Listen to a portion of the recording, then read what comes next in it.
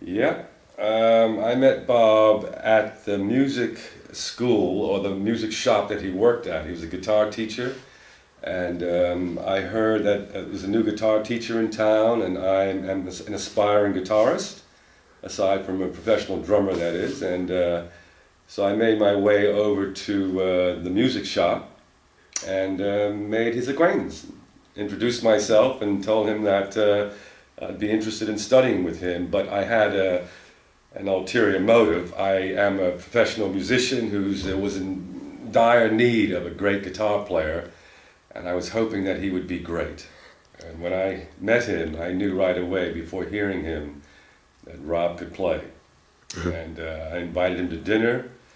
After a couple of lessons, that is, I had a couple of lessons with him, and I felt very comfortable with Rob.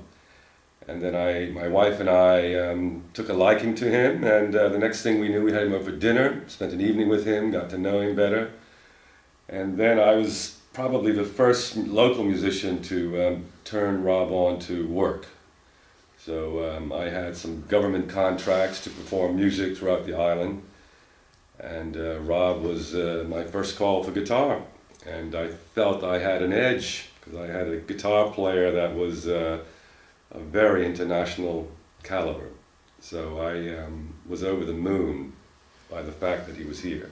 And I'm still honored to know the guy. You know. Rob, dedicated, he had a comical side, but he was a pretty serious character and very passionate about music, and certainly believed in the beauty and the feeling that is imparted by music, by hearing it. The audio that comes from music just doesn't go into your ear. He knew that it went deeper. He knew that it went deep into the soul, and that his love for music was almost unexplainable, like music can be. It's a very old art form, thousands of years old to be exact, and Rob's genes had plenty of it in it.